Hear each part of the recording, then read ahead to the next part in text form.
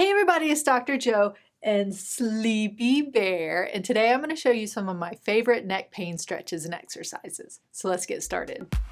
Disclaimer alert, disclaimer alert. So before we get started, if you haven't already, make sure and click on the subscribe button down there and put it on public or let me know that you're a subscriber because I always try and respond to my subscribers. So the first one is going to be an upper trap stretch. This one, if you've seen any of my videos, is that big muscle up there. It starts up in the neck and it goes down into the shoulder. So that can really cause a lot of neck pain. Today, I'm going to use a stretch strap to stretch it out. You don't have to use the stretch strap, but if you have one, you can get a really good extra stretch with it. So I'm going to take the strap. I like to put a little loop for the back part if I'm putting it back here, because then I can just kind of hold on to it like that. Again, you don't have to. If you feel like your hands are good and you can hold on to it, that's fine. So I'm going to stretch this side. And so what I want to do with the strap is I want to get it pretty close into the neck area right there. And that's kind of right over that upper trap. And so I'm going to pull down with my front hand, and with the back hand, I'm going to kind of pull it back. So if you can see, I'm moving that muscle back there to get that stretch in there. And that's just going to kind of help hold that muscle down a little bit. So kind of pulling down, getting a little pull in there to get that stretch. And to get an even better way to do it is first turn in this way and get that pull in there. And then you're going to go away from it to get that stretch. So while you're holding that pressure down, you're leaning away. And so some people are a little more tight in their upper trap if they turn their head down. So I'm feeling a lot of stretch there. And some get it a little bit more turning their head up. So mine's a little bit more going downward. So I'm just going to kind of hold that stretch there. And this is going to be a full 30-second stretch. So you really want to try and get that 30 seconds in there. If you're feeling too much pain, you're probably pushing down too hard or trying to stretch too hard. You really want to try and get that 30 seconds in. And then you're going to do that 3 times. So again, I'll just do it really quickly on the other side too, so you can see, get that strap really close. And then you're pulling and getting that little bit of twist in there. If you want to start this way to get that little bit better pull and twist, and then turn your head away. If you're already feeling good stretch there, that's fine. If you want to try turning your head up to get the stretch, you can. If you're not feeling much there like me, then kind of turn it down, and then you're going to get that nice extra stretch in there. So again, holding that 30 seconds, I like to alternate back and forth just to give each side a little bit of break. But since you have the strap, if you want to do them all on one side, you can. And if you want to do them all on the other side, you can. But again, holding it there very nicely. So I'm going to take a second to get my thumbnail smile shot. So there you go. If you want to take it too, you can.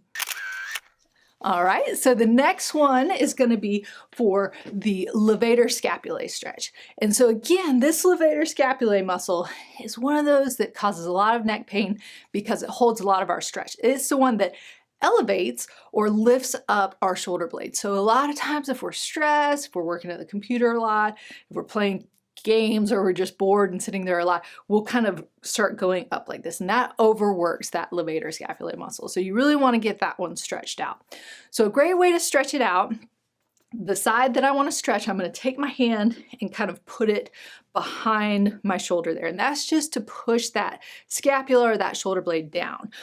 Trying to get my elbow up towards the ceiling as high as I can. Now I know for some people, if you have shoulder issues, this is going to be hard. So you can just put your hand behind your back if you want to, but this is the way I learned it, and I feel like I get a really good stretch with that. So you're just going to bring the elbow up, and then you're going to take your head and turn it away at about a 45-degree angle. So it's not completely 90 degrees. It's not in the front. It's kind of at an angle, almost like your chin and your nose are pointing towards the opposite knee. And then you're going to put your hand behind your head and just kind of tuck in, almost like you're looking down into your armpit, and that nose is going down towards that opposite knee there. And again, this is a full 30-second stretch, so you're holding that 30 seconds. If you feel like you're getting a lot of pain, either take some pressure off of it, maybe bring the arm down, maybe not use the other arm at all, and just feel tension. You don't want to feel pain while you're doing that stretch. So again, then the other side, elbow up, hand behind the head, and then pulling down towards that knee, kind of like you're trying to tuck your nose into your armpit there. And then again, if you want to alternate back and forth, you can, or if you want to do them all on one side, you can do that too. But 30 seconds, 3 on each side. And with neck pain, generally sometimes people ask, should I just stretch the side that hurts?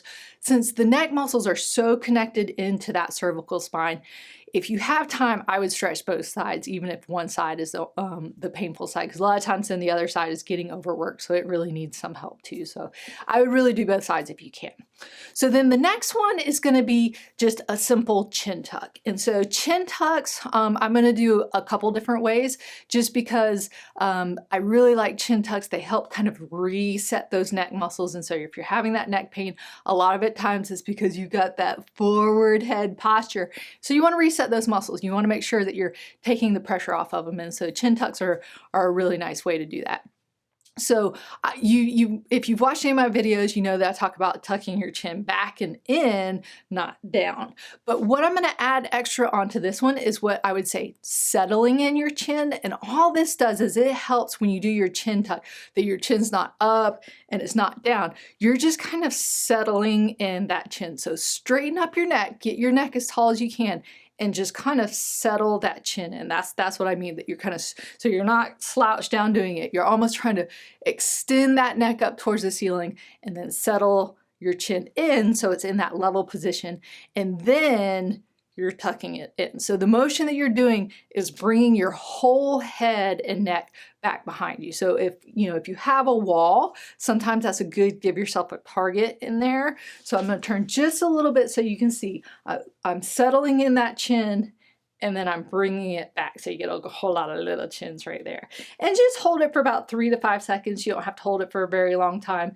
And then relax and maybe do 3 to 5 of those. Sometimes, if you've seen in my videos, I like using your finger as a target just so you can see the difference, because sometimes people have a really hard time figuring out the chin tuck to start off with, that you're actually moving it back in a way. So if you have your finger, start here where your chin is, leave the finger in the same spot, settle everything in, and then pull back. So you can see, there's a little bit of a difference. And a lot of times then after you relax, there's some space in between. It might be larger space for some people and a little space for others, but that's just showing that it is kind of resetting everything. So that's just a nice way to do it.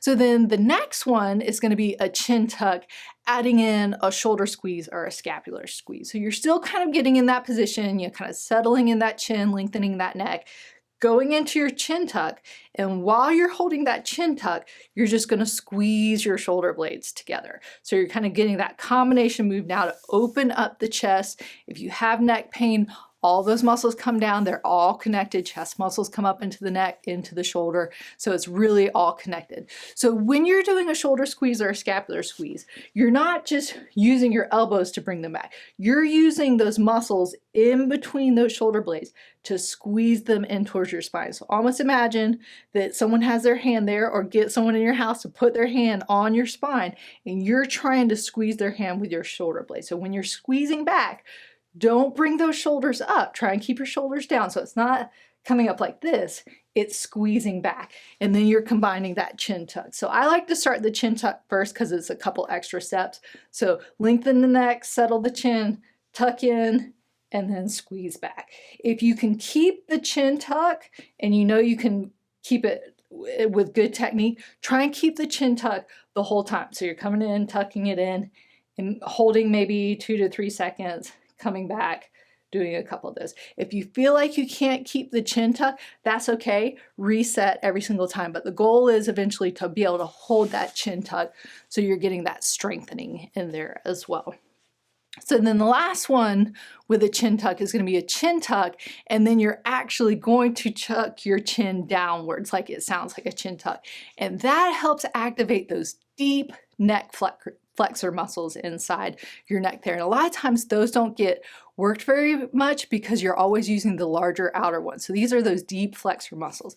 And the way to do that is, again, going into that chin tuck, tucking in, and then bringing your chin down towards your chest. So you can see it's not a big movement, but this again is getting those deeper flexor muscles that you don't always get. So again, kind of lifting up that neck, settling in the chin, tuck it in, and then bring it down. And I can feel in the back of my neck and the front of my neck, those muscles working. So when I go into that bend, I'm getting the back ones stretching, and then I'm working the front ones. So again, if this is something that you haven't done for, if you haven't ever done, just do maybe 3 to 5 to start off with. Do a little hold in between, because even though it might not feel like you're doing a lot in the beginning, you're working muscles that you haven't worked before. So don't go wild with them and do a whole lot. Just maybe 3 to 5 to start off with a couple times a day, and then you can slowly work your way up from there. So there you have it. Those were some of my favorite neck pain stretches and exercises that made Mr. Bear so relaxed he can barely keep his eyes open. If you'd like to help support my channel, make sure and click on the link over there. And don't forget to subscribe where, Mr. Bear? Down there. And remember, be safe, have fun, and I hope you feel better soon.